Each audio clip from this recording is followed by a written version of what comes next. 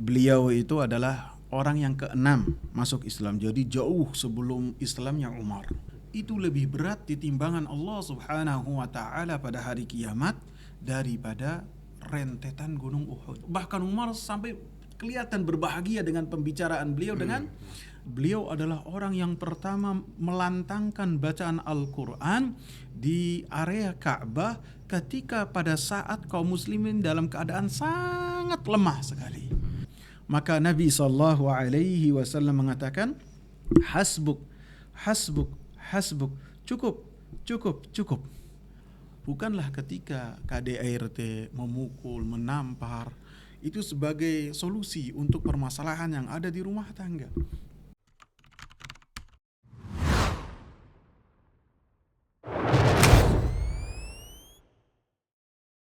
Assalamualaikum warahmatullahi wabarakatuh. Waalaikumsalam warahmatullahi Selamat wabarakatuh. datang kembali di podcast sisi lain yang terwujud oleh kolaborasi Izzatus Sunnah dan Kamiliano. Saya Rio bersama rekan saya Ustadz Imam yang akan memandu berjalannya podcast kita ini, membahas beberapa hal yang pasti menarik untuk kita simak. Untuk kali ini kita mau bahas apa kira-kira Ustadz Imam? Masya Allah. Insya Allah untuk kali ini kita akan bahas tentang sahabat Nabi Muhammad SAW. Nah, dan untuk membahas topik ini kita sudah kedatangan seorang narasumber yang memiliki pengetahuan terhadap hal tersebut, yaitu salah satu ustadz kita, yaitu Ustadz Jeffrey Badar Bajri. Assalamualaikum Ustadz, apa kabar? Waalaikumsalam warahmatullahi wabarakatuh. Alhamdulillah sehat walafiat. Gimana kabar antum? Alhamdulillah sehat juga Ustadz. Masya Allah. Alhamdulillah. Alhamdulillah sehat. Baik ya, senang sekali rasanya bisa berkumpul lagi di dalam podcast yang insya Allah penuh manfaat ini. Dan untuk mempersingkat waktu, langsung saja kita mulai dengan pembahasan pertama. Baik Ustadz, mungkin bisa antum jelaskan Ustadz tentang keutamaan sahabat, kemudian para sahabat itu siapa Ustadz? Ya. Bismillahirrahmanirrahim. Wassalatu wassalamu ala Rasulillah.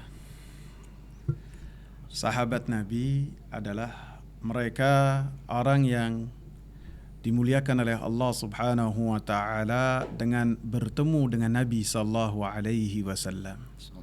Bertemu dengan Nabi sallallahu alaihi wasallam, kemudian mereka beriman kepada Nabi sallallahu alaihi wasallam dan wafat di atas keimanan mereka. Masya Allah. Jadi selama mereka bertemu dengan Nabi sallallahu alaihi wasallam, walaupun durasinya sesaat, walaupun sekilas, maka mereka dikategorikan sebagai seorang sahabat Nabi ketika mereka bertemu dan beriman kepada Nabi sallallahu alaihi wasallam.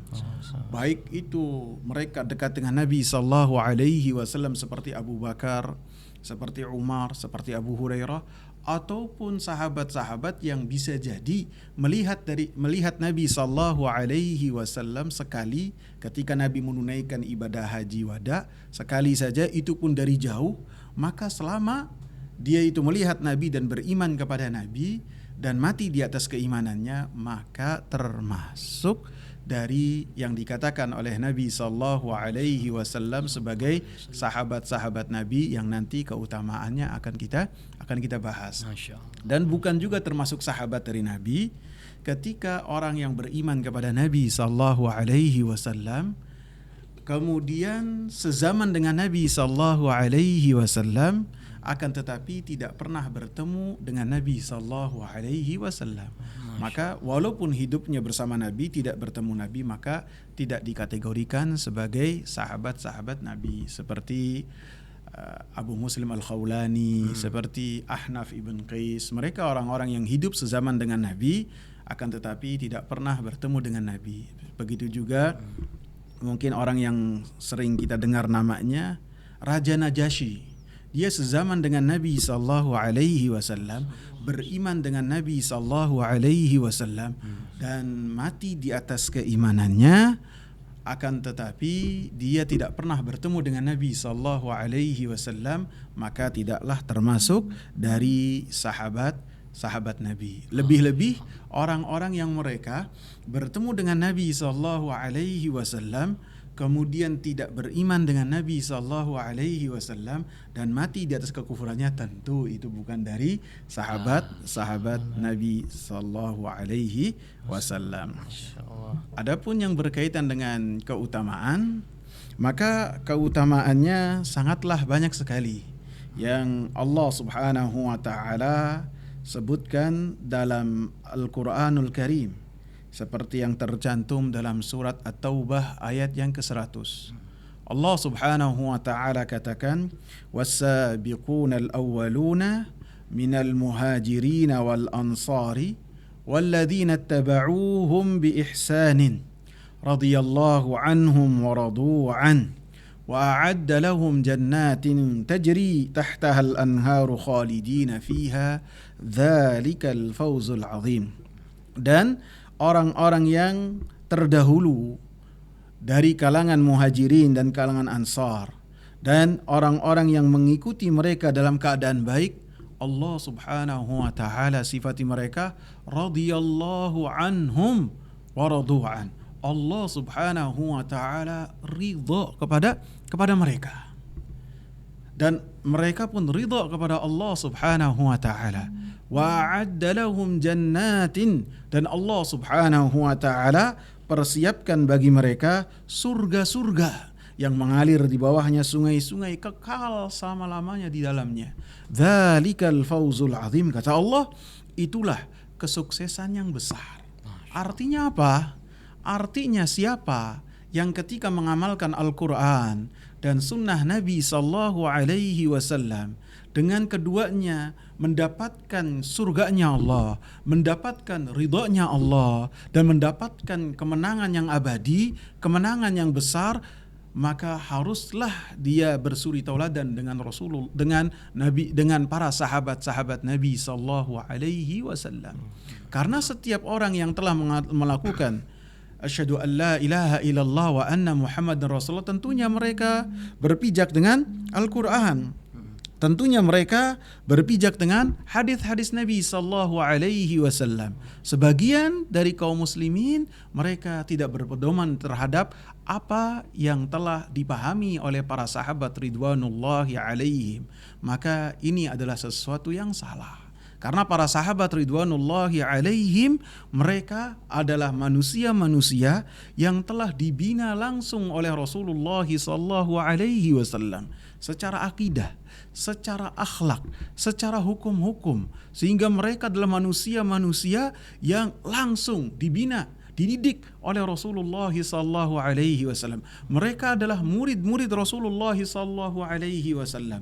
Mereka adalah orang-orang yang sangat memahami bahasa Al-Qur'an, sangat memahami bahasa yang Nabi sallallahu alaihi wasallam bertutur kata dengannya. Sehingga apa yang terkandung dalam Al-Quran, apa yang terkandung dalam hadis-hadis Nabi, mereka memahaminya langsung. Dan apabila mereka tidak paham, langsung mereka bertanya kepada Rasulullah sallallahu alaihi wasallam. Lebih-lebih para sahabat ridwanullahi alaihim, mereka adalah orang-orang yang hidup ketika Al-Quran diturunkan oleh Allah Subhanahu wa ta'ala. Sehingga sebab-sebab turunnya ayat-ayat Al-Quran dan sebab-sebab Nabi sallallahu alaihi wasallam berkata dalam satu perkara, mereka memahaminya sehingga membantu mereka untuk memahami apa yang telah dikatakan oleh Allah Subhanahu wa ta'ala dan apa yang dikatakan oleh Rasulullah sallallahu alaihi wasallam. Sahabat Abdullah bin Abbas mengatakan perkataan yang sangat luar biasa sekali. Yang bukan Abdullah bin Abbas, Abdullah bin Mas'ud. Abdullah bin Mas'ud mengatakan dalam perkataan yang sangat luar biasa sekali yang berkaitan dengan keutamaan sahabat Nabi secara umum. Beliau mengatakan, "Innallaha nazara fi qulubil ibad, fawajada qalba Muhammadin sallallahu alaihi wasallam khaira qulubil ibad." Sesungguhnya Allah Subhanahu wa ta'ala memperhatikan hati hamba-hambanya secara keseluruhan. Siapakah yang paling baik hati dari manusia seluruhnya? Maka Allah Subhanahu wa ta'ala mendapati hatinya Nabi Muhammad sallallahu alaihi wasallam yang paling baik dari hati seluruh manusia. Fastafahu li nafsihi, maka Allah Subhanahu wa ta'ala memilih Nabi Muhammad sallallahu alaihi wasallam untuk dirinya. Fabta'athahu birisalatih, maka Allah Subhanahu wa ta'ala mengutus Nabi Muhammad sallallahu alaihi wasallam, memberikan kepada Nabi Muhammad sallallahu alaihi wasallam risalah. Karena hati beliau adalah hati yang paling baik dari seluruh manusia. Dari diciptakannya Nabi Adam sampai manusia yang terakhir, maka beliaulah hati yang paling baik untuk menerima risalah dari Allah Subhanahu wa taala. Beliau mengatakan lagi, "Tsumma nadhara fi qulubil ibad ba'da qalbi Muhammadin sallallahu alaihi wasallam, fawajada quluba ashabihi khaira qulubil ibad." فجعلهم وزراء نبيه يقاتلون على دينه فما رأى المسلمون حسنا فهو عند الله حسن وما رأوه سيئا فهو عند الله سيء. Kemudian Allah Subhanahu wa taala memperhatikan hati-hati hamba-hambanya. Setelah Allah Subhanahu wa taala memilih hatinya Nabi Muhammad sallallahu alaihi wasallam, maka Allah Subhanahu wa taala mendapati hatinya para sahabat Nabi adalah sebaik-baik hati hamba-hamba Allah Subhanahu wa taala. Kemudian faja'alahum wuzara'a nabiyyi, Allah Subhanahu wa taala jadikan mereka sebagai pembantu-pembantunya Nabi, senantiasa mendampingi Nabi kemanapun Nabi berada. Mereka adalah orang-orang yang siap berjuang untuk agama Allah Subhanahu wa taala dengan jiwa dan raga mereka, bahkan harta mereka semuanya mereka serahkan dalam rangka menjadikan kalimat la ilaha illallah senantiasa berada di atas dan dihormati. Dan beliau pun mengatakan, fama ra'ahul muslimuna hasanan fahuwa indallahi hasan. Apa yang dilihat oleh para sahabat sebagai perkara-perkara yang baik, maka itu adalah di sisi Allah Subhanahu wa taala adalah sesuatu yang baik. Wa ma ra'auhu sayyi'an, dan apa-apa yang dikategorikan oleh para sahabat sebagai sesuatu yang jelek, maka pasti di sisi Allah Subhanahu wa taala hal tersebut adalah hal yang jelek. Dan inilah termasuk keutamaan-keutamaan dan banyak sekali yang berkaitan dengan keutamaan dari para sahabat. Bahkan pemahaman yang benar ketika mengamalkan Al-Quran dan As-Sunnah, patokannya adalah apa yang telah dibawa oleh para sahabat ridwanullahi alaihim. Sehingga dikatakan oleh Imam Ahmad ibn Hanbal, usulus sunnah indana, pondasi dasar untuk pengamalan al-Islam buat kami yang pertama adalah atamassuku bima kana alaihi sahabah, berpegang teguh dengan apa yang telah dibawa oleh para sahabat dalam mengamalkan Al-Quran dan As-Sunnah. Karena mereka adalah pembawa panji yang dengannya manusia akan mendapatkan keselamatan ketika mengikuti panji yang dibawa oleh Abu Bakar, oleh Umar, oleh Utsman dan sahabat-sahabat yang lain. Sehingga ketika Rasulullah SAW menyebutkan tentang bahwasanya umat ini akan berpecah belah menjadi 73 golongan, semuanya masuk api neraka kecuali satu golongan saja. Maka para sahabat ridwanullahi alaihim bertanya kepada Rasulullah tentang siapakah satu golongan yang dengan pertanyaan tersebut mereka berupaya untuk menjadi orang-orang yang selamat baik di dunia ataupun di akhirat. Rasulullah sebutkan ma ana alaihi wa ashabi, yang sekarang saya berada di atasnya dan sahabat-sahabat saya dalam mengamalkan Al-Quran dan As-Sunnah, maka dengannya akan menjadikan mereka penghuni surga. Dan keutamaan sangat banyak sekali yang bisa kita pelajari dari ayat-ayat, dari hadis-hadis, di antaranya khairun nasi qarni, sebaik-baik generasi adalah generasiku, summal ladzi yalunahum, kemudian yang sesudahnya. Dan banyak dari perkataan ulama dan sahabat yang menyebutkan tentang keutamaan-keutamaan dari sahabat Nabi sallallahu alaihi wasallam. Masyaallah. Masya Allah, luar biasa sekali keutamaan mereka, Ustaz ya. Lalu Ustaz, apakah bisa antum ceritakan salah satu dari sahabat Nabi SAW yang termasuk golongan awal nih Ustaz dalam memasuki agama Islam? Siapakah nama beliau? Bagaimana kisah beliau masuk ke agama Islam dan berjuang bersama Rasulullah SAW sehingga perjuangannya sampai hari ini kita rasakan? Mungkin salah satu dari sahabat yang bisa kita bahas pada kesempatan kali ini adalah sahabat yang mulia yang bernama Abdullah bin Mas'ud. Abdullah bin Mas'ud bin Ghafil. Beliau adalah salah seorang yang termasuk dari sahabat-sahabat yang pertama dalam masuk Islam. Beliau memiliki kunyah dengan Abu Abdurrahman Al-Hudhali. Beliau ini termasuk orang-orang yang pertama-tama masuk Islam. Dikatakan bahwasanya beliau itu adalah orang yang keenam masuk Islam. Jadi jauh sebelum Islamnya Umar. Umar radhiyallahu anhu jauh setelah dari Abdullah ibn Mas'ud. Adapun Abdullah ibn Mas'ud ini beliau masuk Islam mungkin orang yang keenam ataupun orang yang kelima. Disebutkan kisah keislamannya bahwasanya beliau adalah termasuk dari orang-orang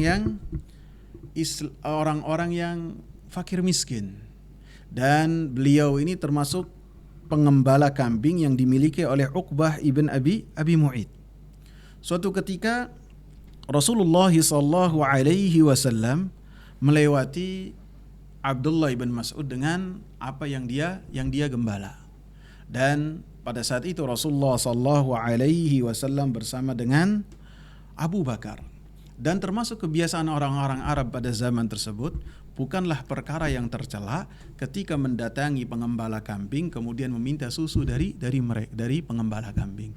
Maka Rasulullah SAW datang kepada Abdullah ibn Mas'ud, kemudian meminta dari Abdullah ibn Mas'ud susu seperti kebanyakan yang lainnya untuk menghilangkan rasa dahaga yang bisa jadi melilit tenggorokan beliau. Maka ketika meminta kepada Abdullah ibn Mas'ud hal tersebut, kata Abdullah ibn Mas'ud, ya bisa, akan tapi kelihatannya saya tidak berhak untuk memberikan kepada engkau susu. Karena saya ini hanya orang yang diberi amanat untuk mengembala kambing saja. Tidak diberi amanat untuk memberikan susu kepada orang-orang yang berlalu lalang di hadapan saya. Maka Rasulullah SAW mengatakan, fahal min syatin ha'il lam yanzu 'alaiha al-fahlu, apakah engkau itu memiliki kambing betina yang kambing betina itu tidak dalam keadaan bunting, yang tidak pernah pejantan itu mendatanginya? Maka Abdullah bin Mas'ud sebagai seorang pengembala senior tahu mana kambing-kambing betina yang tidak pernah didatangi oleh pejantan. Diambillah ya kambing betina yang belum memiliki usia untuk hamil ataupun bunting. Maka Rasulullah SAW memegang bagian yang biasa diperah untuk susu, kemudian Rasulullah SAW mengusapnya, dan setelahnya dari susu tersebut, dari kambing tersebut mengeluarkan susu yang banyak. Dikumpulkan oleh Rasulullah SAW di bejana, kemudian Nabi meminumnya, dan setelahnya diberikan kepada Abu Bakar, kemudian Nabi SAW mengusap lagi, kemudian hilanglah susu tersebut. Maka Abdullah bin Mas'ud melihat hal tersebut keheranan, seraya mengatakan, wahai Rasulullah, ajarkanlah kepadaku apa yang tadi engkau lakukan. Maka Rasulullah SAW, kata Abdullah bin Mas'ud, mengusap kepalanya, kemudian Rasulullah SAW mendoakan Abdullah bin Mas'ud dengan mengatakan, yarhamukallah, semoga Allah merahmatimu, fa innaka ghulamun mu'allam, sesungguhnya engkau adalah pemuda yang akan mendapatkan banyak ilmu. Dan ini adalah awal kisah beliau mengenal Rasulullah SAW dan menjadikan beliau setelahnya masuk Islam, dan setelahnya termasuk barisan dari para sahabat Nabi, bahkan orang-orang yang pertama-tama masuk Islam. Masya Allah. Ustaz, kemudian untuk selanjutnya, untuk ciri fisiknya Ustaz, apakah beliau ini orang yang tinggi besar seperti Umar bin Khattab? Beliau ini termasuk sahabat yang tidak terlalu besar, bahkan bisa dikatakan kurus. Beliau itu kulitnya itu sawo matang, dan beliau itu termasuk sahabat-sahabat yang dikategorikan memiliki fisik yang pendek, bahkan kurus, bahkan bisa dikatakan kurus kecil. Oh, Masya Allah. Jadi bahkan disebutkan ketika Rasulullah sallallahu alaihi wasallam merintahkan kepada beliau untuk naik ke satu pohon. Kemudian beliau ketika menaiki pohon tersebut, tersingkaplah betis beliau, yang ketika para sahabat melihat betis beliau, para sahabat yang lain itu tertawa. Karena para sahabat ini adalah manusia biasa yang mereka tertawa ketika melihat hal-hal yang dianggap lucu, bukan sebagai manusia-manusia yang kaku. Maka mereka pun tersenyum dan tertawa melihat apa yang mereka lihat dari betisnya Abdullah bin Mas'ud. Maka Rasulullah sallallahu alaihi wasallam langsung menegur para sahabat, "Mimma tadhakun?" Atas dasar apa kalian itu tertawa? Kemudian Rasulullah sallallahu alaihi wasallam katakan, "La rijlu Abdillahi athqalu fil mizan yaumal qiyamati min Jabal Uhud." Sesungguhnya atau pastinya, kata Rasulullah, kakinya Abdullah bin Mas'ud, betisnya Abdullah bin Mas'ud itu lebih berat di timbangan Allah Subhanahu wa taala pada hari kiamat daripada rentetan gunung Uhud. Masya Allah. Jadi gunung Uhud yang sangat besar, yang gunung itu sepanjang 7 kilo, betisnya Abdullah ibn Mas'ud itu lebih berat di sisi Allah Subhanahu wa taala daripada gunung Uhud. Ini menunjukkan juga pada hari kiamat bahwasanya yang akan ditimbang oleh Allah Subhanahu wa taala adalah perkataan seseorang, perbuatan seseorang, dan fisik seseorang, tubuhnya akan ditimbang oleh Allah Subhanahu wa taala. Apakah tubuhnya dipenuhi dengan keimanan, dengan perbuatan yang saleh ataukah tidak? Maka apabila dipenuhi dengan perbuatan yang saleh, maka tentu akan menjadi yang memiliki berat yang menjadikan dia dipenuhi dengan kebaikan di sisi Allah Subhanahu wa taala. Suatu ketika juga pernah khalifah ataupun Amirul Mukminin Umar bin Khattab radhiyallahu anhu ketika duduk di samping Abdullah ibn Mas'ud. Abdullah ibn Mas'ud tidak terlalu tinggi, pendek. Sedangkan Umar bin Khattab orang yang dikenal dengan tinggi besar, sehingga tinggi besarnya beliau itu sangatlah mencolok. Jadi ketika Abdullah bin Mas'ud berdiri dan Umar bin Khattab radhiyallahu anhu duduk, maka keduanya sejajar. Jadi kedua-duanya sejajar. Padahal Umar bin Khattab itu dalam keadaan duduk. Dan ketika itu Umar bin Khattab berbicara banyak dengan Abdullah bin Mas'ud, berbicara banyak, lepas sekali. Bahkan Umar sampai kelihatan berbahagia dengan pembicaraan beliau dengan Abdullah bin Mas'ud. Ini ketika beliau menjadi khalifah, menjadi Amirul Mukminin. Sampai tertawa, sampai tersenyum.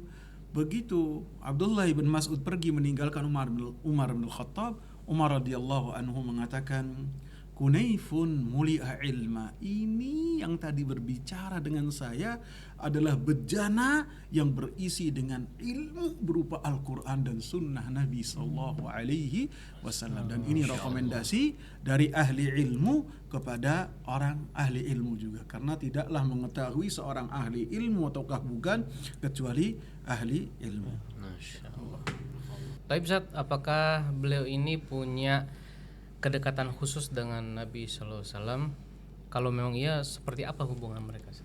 Ya, beliau ini sahabat Abdullah ibn Umar ini, sahabat Abdullah ibn Mas'ud, memiliki kedekatan yang istimewa sekali dengan Nabi Sallallahu Alaihi Wasallam. Bahkan Nabi Sallallahu Alaihi Wasallam memberikan izin kepada Abdullah ibn Mas'ud yang tidak beliau berikan kecuali kepada keluarga dan kerabat Nabi sallallahu alaihi wasallam. Rasulullah katakan, "Idnuka alayya an yurfa al-hijab wa an tastami'a siwadi hatta anhak." Izin saya yang saya berikan kepada engkau ketika hijab ini sudah dibuka, dan engkau itu bisa mendengarkan semua rahasia dan pembicaraanku sampai saya melarangmu untuk mendengarnya. Sehingga beliau dengan ibunya, yaitu Ummi Abd, sangatlah dikenal sekali oleh para sahabat ridwanullahi alaihim sebagai orang-orang terdekat dari Nabi sallallahu alaihi wasallam.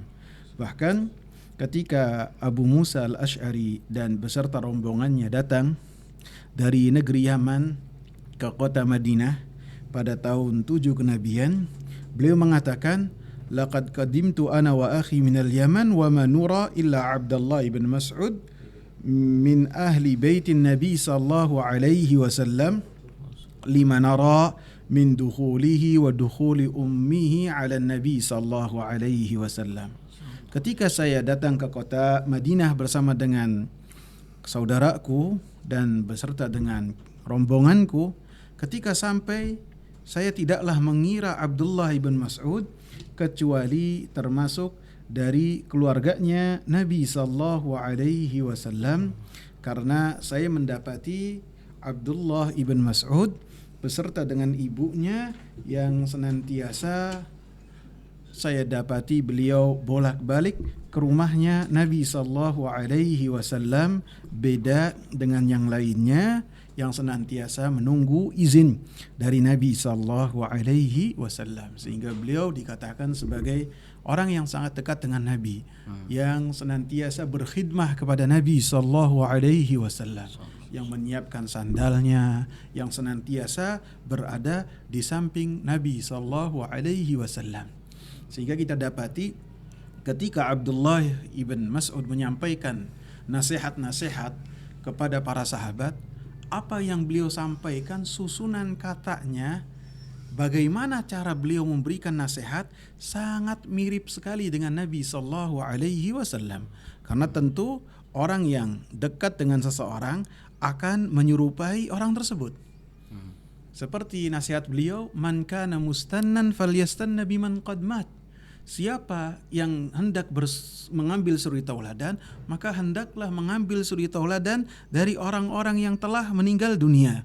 Ulaika ashabu Muhammad. Itulah sahabat-sahabat Nabi. Dan kemudian beliau memberikan nasihat yang sangat besar, sehingga rangkaian katanya persis seperti apa yang dikatakan oleh Nabi sallallahu alaihi wasallam. Masya Allah, jazakumullah khairan Ustaz atas penjelasannya. Berarti karena keutamaan ini beliau sangat dekat dengan Nabi, dan untuk keutamaan ilmu beliau Ustaz, apakah beliau ini termasuk yang mempunyai keunggulan di dalam Al-Quran dan hadis? Bagaimana Ustaz? Mungkin bisa dijelaskan. Ya, beliau adalah termasuk ulamanya para sahabat, seperti yang Nabi sallallahu alaihi wasallam kabarkan, dan apa yang dikabarkan oleh Nabi sallallahu alaihi wasallam pasti terjadi. Nabi sallallahu alaihi wasallam mengatakan, yarhamukallah innaka ghulamun muallam. Allah subhanahu wa ta'ala merahmati engkau, sesungguhnya engkau ini adalah seseorang yang akan mendapatkan ilmu dan membawa banyak ilmu dari Al-Quran dan hadis-hadis Nabi sallallahu alaihi wasallam. Adapun dari Al-Quranul Karim, beliau adalah orang yang sangat bersemangat sekali dengan Al-Quranul Karim. Di awal-awal beliau memeluk Islam, seperti yang kita sebutkan, beliau adalah orang yang ke-6 dalam masuk Islam dari sahabat-sahabat Nabi sallallahu alaihi wasallam. Maka beliau adalah orang yang pertama melantangkan bacaan Al-Quran di area Ka'bah ketika pada saat kaum muslimin dalam keadaan sangat lemah sekali. Sehingga ketika beliau membacakan surat Ar-Rahman kepada orang-orang musyrikin, maka beliau pun babak belur, tidak jelas mukanya bagaimana, sehingga ketika dibawa kepada Nabi sallallahu alaihi wasallam dan kepada para sahabat-sahabat yang lainnya, maka dia dengan tegasnya, dengan hati yang kokoh mengatakan, saya besok akan mengulangi bacaan Al-Quran saya lagi. Maka Rasulullah sallallahu alaihi wasallam melarangnya. Jadi beliau adalah orang yang pertama kali melantangkan bacaan Al-Quran di telinga orang-orang kafir Quraisy ketika kaum muslimin masih lemah. Dan beliau pun adalah orang yang mendapatkan rekomendasi langsung dari Rasulullah sallallahu alaihi wasallam untuk kita mengambil Al-Quran. Masya Allah. Atau sebelumnya beliau mengatakan bahwasanya beliau ini adalah orang yang menerima 70 surat dari Rasulullah sallallahu alaihi wasallam langsung dari mulut Rasulullah sallallahu alaihi wasallam, tidak ada perantara di antara keduanya. Sehingga beliau mengatakan, tidaklah ada satu ayat dalam Al-Quran kecuali saya mengetahui di mana ayat ini turun. Dan kecuali saya mengetahui kapan ayat ini turun dan apa makna dari ayat tersebut. Sehingga apabila ada orang yang lebih mengetahui tentang Al-Quran dari saya, niscaya saya akan pergi ke orang tersebut untuk belajar Al-Quranul Karim. Menunjukkan beliau adalah ahlinya Al-Quranul Karim. Ahli, sangat ahli. Bahkan Rasulullah SAW suatu ketika berkata kepada Abdullah bin Mas'ud, "Wahai Abdullah, bacakanlah kepada saya Al-Quranul Karim." Maka Abdullah bin Mas'ud mengatakan, "Wahai Rasulullah, apakah saya membacakan kepadamu Al-Quran sedangkan Al-Quran itu diturunkan kepadamu?" Maka Rasulullah SAW menyebutkan, "Inni uhibbu an asma'ahu min ghairi." Saya sangat senang sekali apabila mendengarkan Al-Quran dari selain saya. Maka Abdullah bin Mas'ud membacakan kepada Rasulullah SAW surat An-Nisa dari awal sampai ayat ke-40-an. Sampai beliau membacakan, "Wajina bika ala haula'i syahida." Kami mendatangkan engkau kepada umat engkau menjadi saksi ke atas apa yang mereka lakukan. Maka Nabi SAW mengatakan, "Hasbuk, hasbuk, hasbuk." Cukup. Dan kata Abdullah bin Mas'ud, saya melirik Nabi SAW, saya dapati Nabi SAW mengeluarkan air mata, sedih terhadap apa yang beliau dengar. Terbawa oleh bacaannya Abdullah ibn Mas'ud, menunjukkan beliau sangat ahli dalam Al-Quran. Begitu juga Rasulullah SAW memerintahkan kita untuk mengambil Al-Quran dari Abdullah bin Mas'ud. Rasulullah katakan, "Hudhul Qur'ana min arba'ah." Kalian ambillah Al-Quran itu dari 4 orang. Rasulullah katakan, "Min Ibn Ummi Abd." Kalian yang pertama ambil dari Ibn Ummi Abd. Ibn Ummi Abd adalah julukan untuk Abdullah bin Mas'ud, karena beliau dikenal juga dengan Ibn Ummi Abd, yang mana ibunya Ummi Abd, salah seorang sahabat yang dekat dengan Nabi SAW, seperti yang telah kita sebutkan. Dalam hadis yang lain juga, Abu Bakar As-Siddiq dan Umar bin Khattab radhiyallahu anhu mengabarkan kepada Abdullah bin Mas'ud bahwasanya keduanya mendengar Rasulullah SAW berkata. Karena pada saat itu Rasulullah mendengar Abdullah bin Mas'ud dalam salat malam membaca surat An-Nisa dari ayat yang pertama sampai ayat yang ke-100. Kemudian Rasulullah SAW berkata kepada Abu Bakar dan Umar, Man sarrahu an yaqra al-Qur'ana ghaddan kama unzil falyaqra ala qiraati Ibn Ummi Abd." Siapa yang hendak membaca Al-Quran seperti Al-Quran itu diturunkan oleh Allah Subhanahu wa ta'ala, maka hendaklah membaca dengan bacaan yang telah dibaca oleh Ibn Ummi Abd. Jadi beliau memiliki keunggulan yang luar biasa yang berkaitan dengan Al-Quranul Karim. Begitu juga yang berkaitan dengan hadis-hadis Nabi sallallahu alaihi wasallam. Yang berkaitan dengan hadis-hadis Nabi sallallahu alaihi wasallam, beliau adalah salah seorang ulama yang mengetahui banyak hadis dari Nabi sallallahu alaihi wasallam. Akan tetapi riwayat beliau yang sampai kepada kita tidaklah termasuk riwayat yang banyak, yaitu sampainya hanya 846 hadis saja, dibandingkan dengan Abu Hurairah 5.374 hadis, dibandingkan dengan Abdullah bin Abbas 1.660 hadis. Maka Abdullah bin Mas'ud meriwayatkan hadis dengan jumlah yang sedikit karena beliau ini termasuk sahabat yang wafat sebelum tahun 40-an. Tahun 30-an, beliau wafat pada tahun 32 Hijriah. Pada zaman itu para sahabat masih sangatlah banyak, sehingga hajat beliau kepada hajat para manusia terhadap sunnah-sunnah Nabi Tidak seperti pada zaman tabi'in yang pada saat itu mereka belajar dan bertanya kepada para sahabat tentang hadis-hadis Nabi. Sehingga riwayat hadis yang disampaikan oleh Abdullah bin Mas'ud tidak lebih dari 1.000. Wallahu taala a'lam. Taib, jazakallahu khairan Ustaz penjelasannya. Mungkin ini terakhir nih Ustaz ya. Yeah. Jadi nasihat apa yang paling berkesan dari sahabat Abdullah bin Mas'ud ya Ustaz, yang bisa antum berikan untuk anak-anak muda di kalangan kita ini Ustaz? Dan terus bagaimana kita bisa mengamalkan nasihat-nasihat tersebut di dalam kehidupan kita sehari-hari Ustaz? Nasihat untuk anak-anak muda. Jadi anak-anak muda ya termasuk saya sendiri ya. Saya sendiri dan Ustadz Iman dan Ustadz Rio juga masih muda semua kita. Masih muda. Maka nasihat ini saya peruntukkan untuk diri saya dan untuk semua yang ada di sini. Bahwa dari kisah Abdullah ibn Mas'ud ini menunjukkan ada motivasi yang harus kita perhatikan, yaitu hendaklah seseorang dekat dengan ilmu.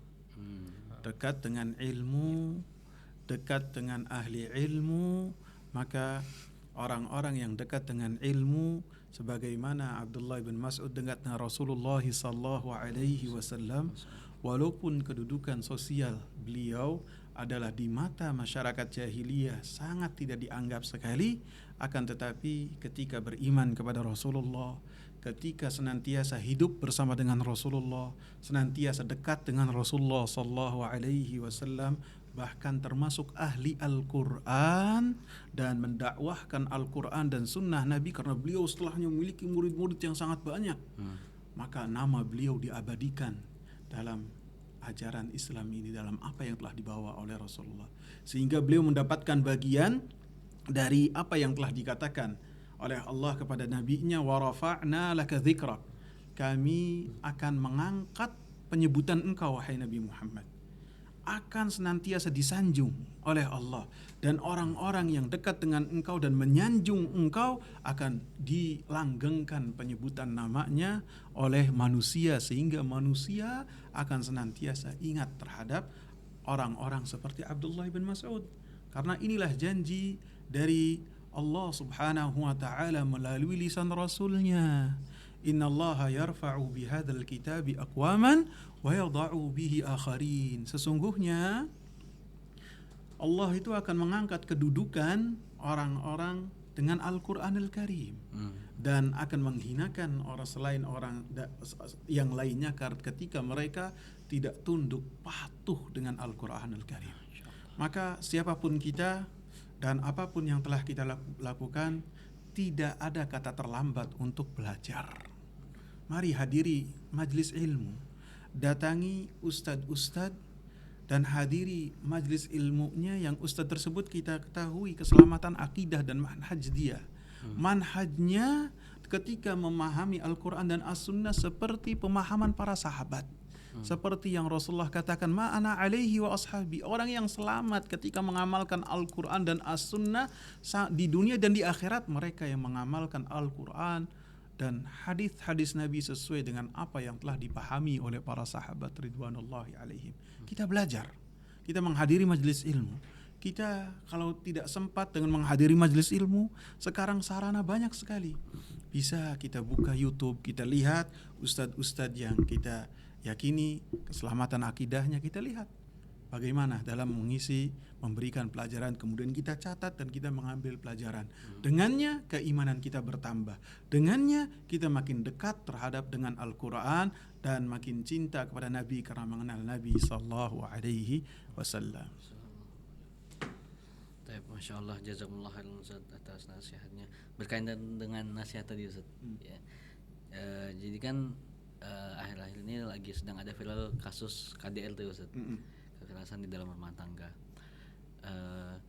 Jadi mungkin bisa Ustaz tambahkan nasihat untuk kita semua Ustaz, bagaimana agar kita bisa menjauhi KDRT itu Ustaz, karena kasus yang lagi viral ini KDRT-nya sampai membekas Ustaz pada tubuh istrinya gitu, dan juga katanya tuh sampai anaknya tuh juga terkena KDRT juga Ustaz gitu.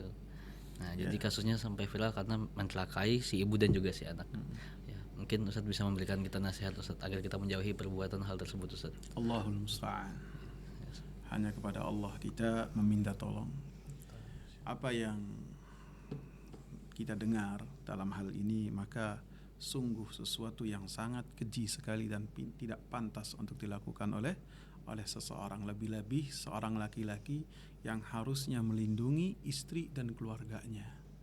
Karena setiap suami adalah mas'ul, akan ditanya oleh Allah Subhanahu wa taala dengan apa yang telah ia tanggung, istrinya dan keluarganya.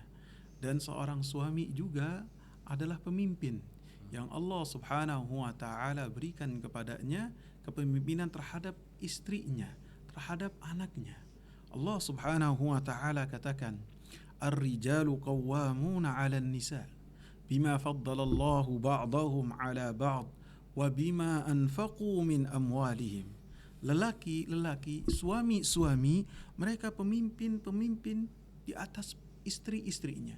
Pemimpin di sini artinya mereka lah yang melindungi, mereka lah yang memberikan hak-hak istri terhadap istri-istrinya. Tidak menzalimi, tidak menyakini. Karena Allah Subhanahu wa taala katakan keutamaan ini mereka dapat karena mereka menafkahkan harta-harta mereka untuk diberikan kepada istri-istri tersebut. Maka apabila terjadi kesalahpahaman di antara rumah tangga, pasti akan terjadi kesalahpahaman. Karena Rasulullah saja ketika berumah tangga ada kesalahpahaman. Maka ketika ada kesalahpahaman, rumah tangga itu haruslah diperbaiki dengan saling menasehati. Saling menasehati.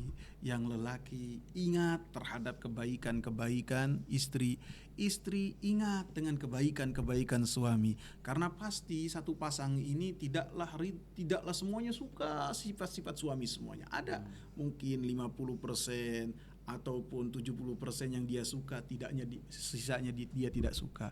Ataupun begitu juga istri. Akan tapi untuk melanggengkan hubungan di antara keduanya, ingat hal-hal yang dengannya dia nyaman dengan pasangannya. Maka sebagai seorang pemimpin haruslah melindungi. Ketika memiliki harta, Rasulullah ditanya, "Wahai Rasulullah, ada satu orang memiliki 1 dinar. Apakah dinafkahkan di jalan Allah? Apakah dinafkahkan untuk membebaskan budak atau diberikan kepada istri dan keluarga?"